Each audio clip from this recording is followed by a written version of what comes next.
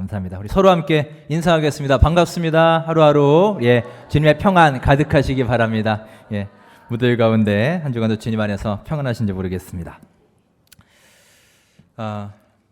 미국 역사상 가장 훌륭한 지도자가 누구입니까? 라는 질문에 가장 많은 사람들이 꼽는 인물이 바로 미국의 16대 대통령 에이브라함 링컨입니다. 그는 비단 미국인들에게뿐만이 아니라 전 세계 역사를 통틀어 가장 훌륭한 지도자 중에 한 명으로 지금도 그렇게 꼽히고 있는 사람입니다. 그리스의 위대한 웅변가 중에 데모스테네스라는 사람이 있습니다. 그는 인류 역사상 가장 뛰어난 웅변가 가운데 한 사람으로 알려져 있습니다.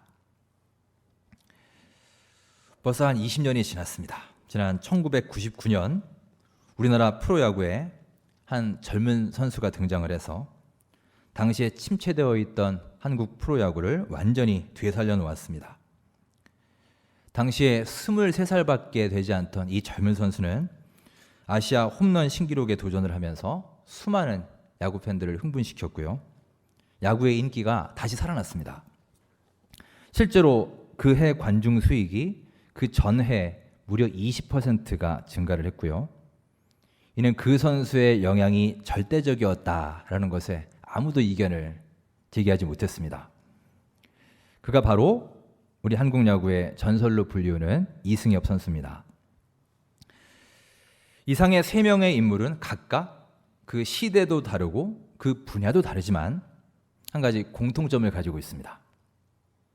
물론 자기 분야에서 뛰어난 능력을 갖추었고 뛰어난 업적을 이루었다는 것도 있지만 그 외에 또 한 가지 특별한 공통점을 가지고 있는데 그것은 3명 모두 아주 어려운 인생의 힘든 고통의 날을 이겨내고 인생 역전을 이루었다는 것입니다. 링컨의 삶에 대해서는 아마 들을 기회가 있으셨겠지만 참 그는 파란만장한 삶을 살았습니다. 그의 삶을 간단하게 요약하면 이렇습니다. 그는 어린 시절 9살 때 어머니를 여의고 22살 때 사업에 실패했습니다. 23때 하원의원 선거에 낙선하고 그 후 30대에 들어서 3번이나 이 의회 선거에 낙선을 했습니다. 26세에는 사랑하는 연인의 죽음을 경험했고요. 그 다음 해에는 신경쇠약에 걸리기도 했습니다.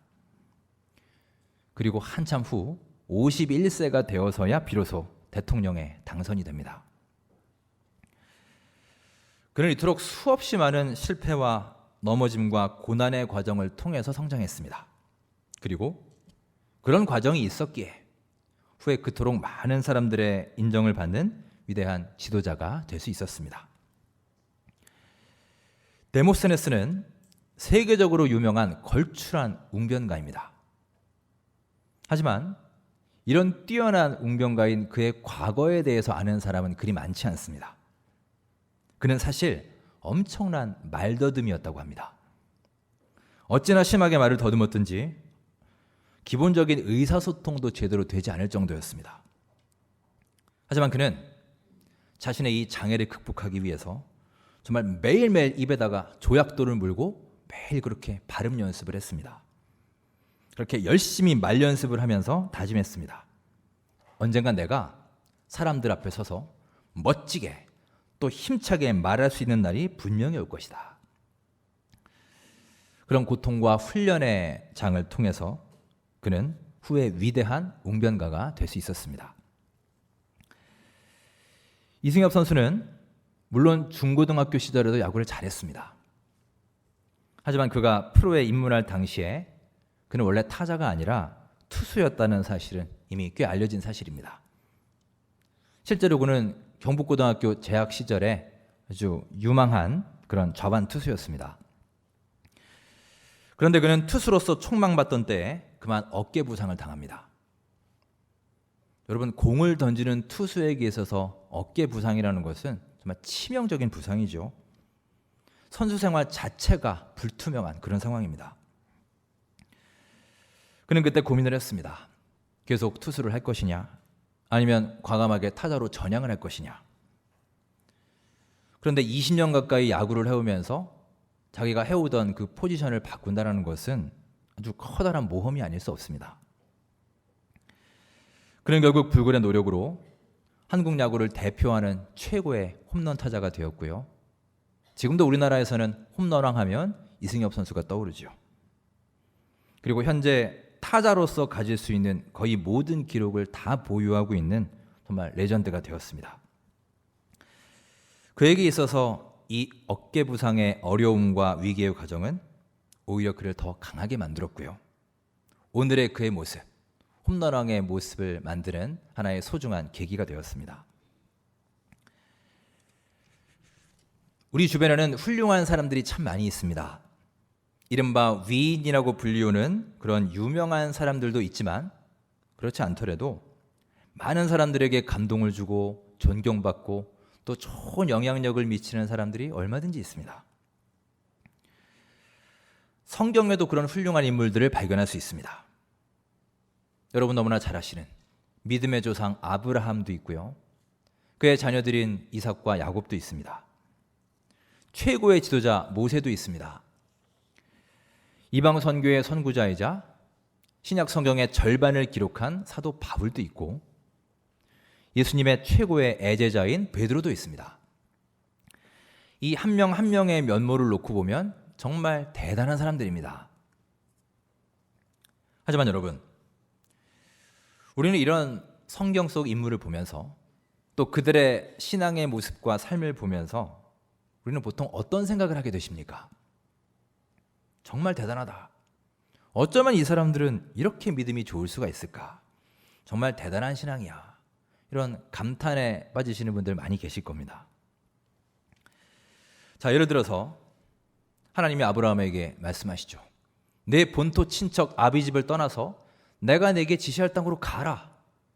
전혀 알지도 못하는 그곳으로 가라 말씀하실 때 그는 갑니다. 이런저런 군소리 하지 않았어요. 정말 자기 삶의 터전이고 기반이었던 그 고향과 정들었던 사람들을 떠났습니다. 믿음으로 그렇게 순종한 것입니다. 100세 때 낳은 아들, 그 천금 같은 아들을 바치라고 했을 때 그는 순종하며 그 아들을 바칩니다. 그 장면을 보면 우리는 감탄하죠. 역시 다르구나. 믿음의 조상이라 그런지 역시 다르긴 다르구나. 이런 생각과 동시에 우리는 나는 저렇게 못해. 아브라함이니까 그는 워낙 믿음 좋은 사람이니 그렇게 순종하는 것이지 나는 저렇게 살 수 없어. 왜냐하면 나는 그만큼의 믿음도 없고 그만큼의 능력도 없기 때문이야. 그래서 우리는 그들의 신앙을 본받고 닮아가고 내 신앙의 모델로 삼고자 하는 그런 시도조차 하지 못한 채 그들의 위대한 결과 앞에 그만 나가 떨어지게 됩니다. 자, 말씀을 시작하며 여러분에게 묻습니다. 여러분, 성경 속에 이런 인물들이 과연 우리와 본질적으로 다른 사람일까요?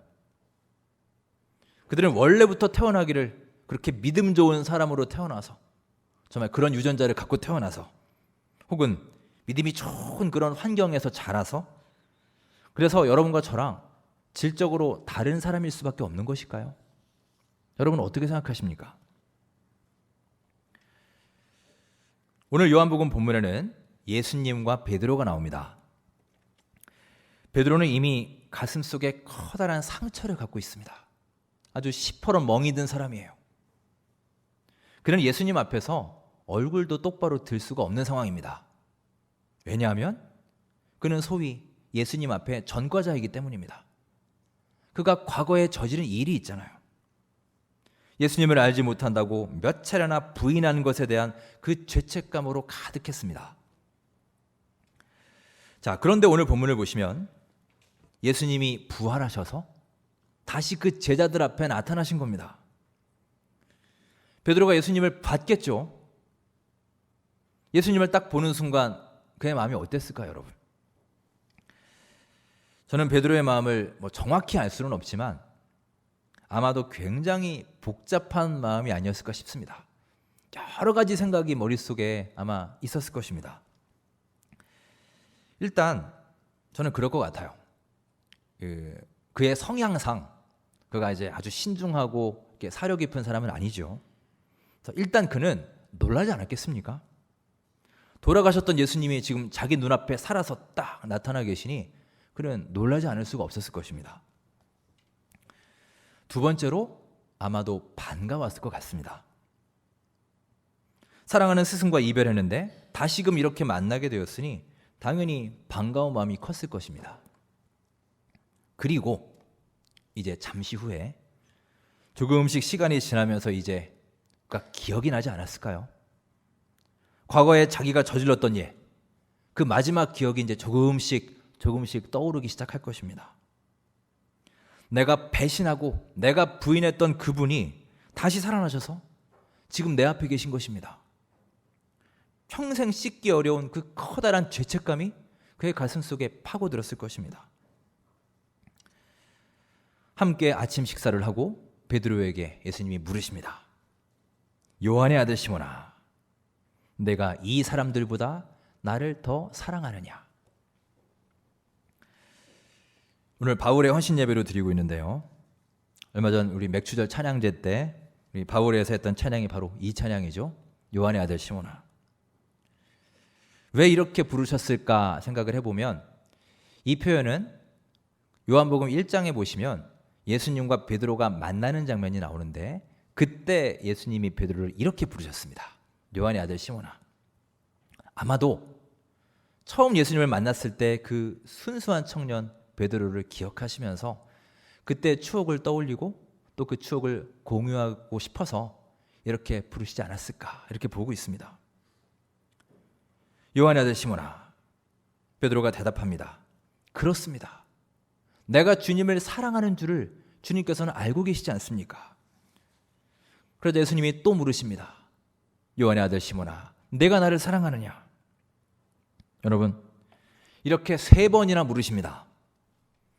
아마도 베드로는 한 번 한 번 던지는 예수님의 이 질문에 아마도 피를 말리는 고문처럼 여겨졌을 것입니다. 오늘 본문에도 괴로워했다 그랬죠. 그는 괴로웠을 거예요. 그 질문을 들으면서 생각이 나지 않았겠습니까?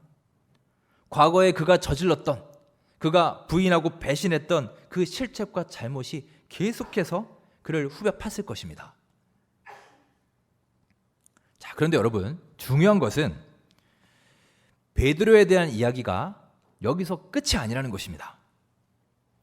만약 이렇게 끝나버렸다면 베드로라는 사람은 아마 정말로 한없이 작고 초라한 배신자로 지금도 우리에게 그렇게 남아있을 것입니다. 그런데 그는 뒤에 또 나옵니다. 사도행전에 베드로가 또 등장을 하는데 여러분, 사도행전에 나오는 베드로는 이 복음서에 나오는 베드로와는 완전히 다른 사람입니다. 그는 완전한 엄청난 능력의 사람입니다. 안진뱅이를 일으키고 수많은 병자들을 고쳤습니다. 엄청난 영적 파워를 발휘합니다. 수많은 사람들 앞에서 담대하게 예수님의 복음을 전파했습니다. 오순절에 그가 선교를 하는데 그의 설교를 듣고 수많은 사람들이 세례를 받게 되었고요. 그 자리에 있던 무려 3,000명의 사람들이 제자가 되었습니다. 이런 엄청난 말씀의 능력을 가진 사람이 베드로였고요. 한마디로 예수님은 승천하신 이후에 주님 사역을 이어받은 최고의 계승자, 최고의 사역자가 바로 베드로라고 할 수 있습니다. 자, 그렇다면 여러분, 복음서에 나오는 예수님을 배신했던 그 약하디 약한 베드로, 그리고 사도행전에 나오는 이 위대한 능력의 사역자 베드로, 이 두 가지 모습 사이에는 실로 엄청난 차이가 존재합니다. 도대체 무슨 일이 일어났을까요? 도대체 어떤 일이 있었기에 똑같은 사람이 이렇게 완전히 다른 모습으로 살아갈 수 있는 걸까요? 오늘 본문 말씀 속에 그 해답이 있습니다. 자, 예수님의 질문과 베드로의 이 뼈에 사무치는 대답, 그리고 이어지는 그의 진정한 회개, 이것이 바로 정답입니다.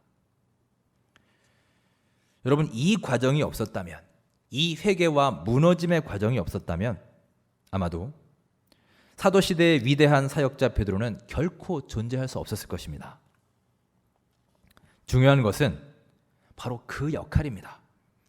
이 두 가지 모습 사이를 메워주는, 연결해주는 역할, 그것이 바로 우리 주 하나님의 개입하심이며 인도하심이라는 사실입니다. 여러분, 베드로의 이런 새 삶은요, 절대로 우연히 이루어진 것이 아닙니다. 물론 베드로도 노력을 했겠으나 베드로의 노력만으로 된 것도 결코 아닙니다. 그러면 무엇이냐? 바로 우리 하나님께서 베드로가 위대한 주님의 일을 감당할 수 있도록 치밀하게 계획하시고 계속해서 그를 단련하심을 통해서 그의 합당한 그릇으로 만들어 가신 것입니다. 참으로 허물투성이요 약하디 약했던 베드로를 새로운 사람으로, 능력의 주님의 일꾼으로 그렇게 빚으시고 만드신 것입니다. 여러분, 이것이 바로 낮은 자를 높이 들어 쓰시고 부족한 자를 하나님의 귀한 일꾼으로 다시금 사용하시는 우리 하나님의 놀라우신 은혜이며 섭리인 줄 믿습니다. 우리는 위대한 사람들을 많이 봅니다. 하지만 대부분은 그들의 위대한 업적과 결과물과 성취를 봅니다. 그래서 그 커다란 업적에 기가 질려버립니다. 그래서 나는 할 수 없다고, 나는 그들처럼 결코 될 수 없다고 그냥 포기해버립니다. 하지만 여러분, 우리 수많은 의인들의 이 커다란 업적과 성취의 뒤에는 반드시 그들이 그 일을 감당할 수 있을 만한 그릇으로 세워주시고 키워주시는 우리 주 하나님의 인도하심이 있다는 사실을 믿으시기 바랍니다. 이것이 바로 우리 하나님의 개입하심입니다. 바로 이 개입하심을 통해서 부족하고 초라한 나의 모습과 담대하게 하나님의 일을 감당하는 그 놀라운 사역자의 모습, 이 두 모습 사이에 있는 간격이 메워질 수 있는 것입니다. 여러분, 우리 하나님께서는 지금도 우리를 바라보시고 우리의 부족함을 알고 계시지만 그것 때문에 우리를 외면하고 질책하시는 분이 아니라 나보다 나를 더 사랑하시고 나보다 나를 더 잘 알고 계시며 지금도 쉬지 않고 지금도 포기하지 않고 열심히 우리를 단련시키시는 일하시는 하나님, 성실하신 하나님이심을 가슴에 새길 수 있기를 간절히 바랍니다. 여러분, 많이 더우신 것 같아요? 에어컨 좀 켜주세요, 원장님. 예. 자, 성실하신 하나님, 우리 하나님의 열심에 대해서 얘기를 했는데 이 열심이라는 관점은 두 가지 측면으로 볼 수 있습니다. 바로 일하시는 하나님, 하나님의 열심이라는 관점과 일하는 우리 사람들, 우리 성도들의 열심이라는 두 가지의 관점입니다. 우리 신앙에 있어서 이 두 가지 다 중요합니다. 먼저 하나님의 열심은 하나님께서 우리에게 기대하시고 또 여러분과 저를 통해 계획하신 일들이 있습니다. 우리 한 명 한 명을 통해 하나님께서 계획하신 바가 다 있다는 사실입니다. 하나님의 그 계획을 이루어 가시기 위해서 지금도 열심히 우리를 단련시키시는 열정 가득하신 우리 주 하나님이십니다. 성경에도 보십시오. 베드로가 큰 일을 감당할 수 있도록 끊임없이 그를 훈련시키셨습니다. 아브라함이 자기 아들을 바치라는 그 말씀에 순종할 수 있도록 하나님은 그 이전부터 이미 그에게 여러 사건과 믿음의 체험들을 통해서 그를 차근차근 한 단계씩 단련하셨던 것입니다. 여러분, 이것이 바로 우리 주 하나님의 열심입니다. 그리고 이런 하나님의 열심을 통해서 약하고 허물 많고 허점투성이인 수많은 주의 백성들이 우리 주님 안에서 크게 쓰임받을 수 있다는 것을 믿으시기 바랍니다. 그런 변화의 축복이 이 시간 이 자리에 우리 가운데 임할 수 있기를 주의 이름으로 축원합니다. 또한 이렇게 성실하게 일하시는 하나님의 모습을 바라보며 우리들 역시 하나님께서 원하시는 그 모습을 갖춰가기 위해서 최선을 다하고 노력해야 한다는 것입니다. 그런 적극적인 그리스도인들이 되어야 합니다. 즉 우리 성도들의 열심 또한 대단히 중요합니다. 오늘 헌신하며 예배하는 바울의 회원들을 비롯해서 우리 모두에게 하나님이 말씀하십니다. 내 출세와 내 명예와 내 영달을 위한 노력이 아니라 하나님께 더 크게 쓰임받고 우리 하나님의 소중한 계획을 이루어가는 훌륭한 도구가 되기 위해서, 그래서 우리는 우리 삶에서 열심을 다해야 하는 것입니다. 하나님은 그의 백성을 참으로 사랑하십니다. 여러분과 저를, 그리고 우리 바울의 모든 회원들을, 그리고 이 자리에 함께 예배하는 우리 모두를 지금도 진심으로 사랑하고 계십니다. 그런데 우리 하나님은요, 그냥 내가 사랑한다 말씀만으로 하시는 분이 아닙니다. 우리들을 위해서 늘 지금도 쉬지 않고 열정적으로 일하고 계신 분이라는 사실입니다. 그래서 여러분, 우리 하나님은 움직이시는 하나님이십니다. 행동하시는 하나님이세요. 부족한 우리가 하나님의 그 사역 온전히 감당할 수 있도록, 그런 그릇이 될 수 있고 그런 능력의 사람이 될 수 있도록, 하나님의 그 계획을 우리를 통해 펼쳐나가실 수 있도록 끊임없이 일하시고 여러분과 저를 매일매일 훈련시키시는 참으로 성실하신 하나님이신 것입니다. 그리고 우리 역시 하나님이 원하시는 그 모습 갖추기 위해서 열심을 내야 한다는 것입니다. 이것이 바로 우리 신앙인들에게 주어진 본분이며 또한 열심히 있는 크리스찬의 모습입니다. 제가 대학원을 다닐 때 우리 한 교수님의 간증을 들을 기회가 있었습니다. 지금은 은퇴하셨고요. 이제 기독교 교육과 교수님이셨는데 그분은 고등학교 시절에 수학을 참 좋아하셨다고 합니다. 실제로 수학을 참 잘하셨고요. 근데 반면에 이 고등학교 전 교과를 통해서 가장 싫어하는 과목이 있었는데 독일어였다고 합니다. 독일어를 워낙 못하기도 하고 워낙 싫어하기도 하셔서요. 정말 독일어 때문에 평균을 다 깎아먹고 그냥 독일어만 생각하면 지긋지긋하고 아주 쳐다보기도 싫으셨다고 합니다. 그런데 후에 그분이 이제 학문의 길을 선택하면서 앞으로의 진로를 놓고 기도를 드리는데 어느 날 하나님께서 당신을 외국 유학의 길로 인도하셨습니다. 자, 그런데 참으로 운명의 장난인지 하나님이 인도하시는 그 유학하는 나라가 다름 아닌 독일이었다는 겁니다. 그 교수님은 처음에 너무나 기가 막히고 황당해서 말이 안 나왔답니다.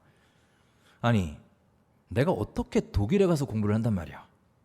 나는 지금도 독일어만 생각하면 막 치가 떨리는데 독일 가면 맨날 독일어로 말하고 듣고 살아야 되는데 너무나 황당해서 하나님께 여러 차례 따지기도 했답니다. 하나님, 아니 어떻게 하시려고 저를 이렇게 인도하십니까? 아니 세상에 다른 학교들이 얼마나 많은데 다른 나라도 얼마나 많은데 왜 하필이면 독일로 저를 가라고 하십니까? 그 지긋지긋한 독일어와 함께 제가 그렇게 살아야 한단 말인가요? 항변도 하고 따졌습니다. 자, 결국 하나님은 주님의 뜻을 그렇게 이루어 가셨고 그 길로 인도하셨고 그 교수님은 독일 베를린에서 공부를 마치고 박사학위를 따오셨습니다. 오랜 시간 이제 학업을 마치고 교편을 잡으시면서 그 교수님은 당시의 수많은 제자들을 향해서 자신의 체험을 통해서 자신 있게 말씀하셨습니다. 하나님께서는 나의 가장 취약한 부분을 가장 강한 점으로 만들어 주셨습니다. 내가 생각하기에 도저히 불가능할 것만 같았던 그 독일 유학의 꿈이 가능하도록 정말 하나님은 한순간도 쉬지 않고 나를 단련시켜 주셨고 하나님이 원하시는 그 모습으로 만들어 주신 참으로 성실하신 하나님이심을 고백하지 않을 수 없습니다. 여러분, 우리가 함께 믿고 따르고 섬기고 있는 하나님은 바로 이런 하나님이십니다. 참으로 멋진 하나님 아니신가요? 정말 감사하신 여호와 하나님 아니십니까? 부족한 우리들도 이렇게 주님의 커다란 도구로 써주실 뿐만이 아니라 예전이나 지금이나 언제나 쉬지 않고 여러분과 저를 위해서 일하고 계시는 그런 열심이신 하나님이십니다. 그렇게 하나님 안에서는 우리의 약점도 강점이 될 수 있는 겁니다. 우리 하나님이 능력의 손으로 이 약한 자를 강하게 빚어주시고 새롭게 만들어주실 것이기 때문입니다. 여러분, 하나님은 우리를 그냥 가만히 내버려 두시는 분이 아닙니다. 아무것도 주지 않으시고 아무것도 없이 그냥 열매를 맺어라 툭 던져놓고 그렇게 요구하시는 분이 아니란 말입니다. 우리로 하여금 주님께서 계획하신 그 모습을 갖추어갈 수 있도록, 그 주어진 사명 감당하는 그릇이 될 수 있도록 지금 이 순간에도 끊임없이 우리를 위해 노력하시고 우리를 만들어 가시는 열심이신 하나님이심을 믿으시기 바랍니다. 여러분, 하나님의 열심을 가슴에 새기시고 세상에서 연약한 자였던 우리도 주 하나님 안에서 강하게 될 수 있다는 사실을 확신하시기 바랍니다. 그리고 하나님이 바라시는 그 모습 갖추기 위해서 열정적으로 기도하시고 열심으로 노력하는 우리 모든 주님의 거룩한 백성들이 되시기를 주님의 이름으로 축원합니다. 기도하겠습니다.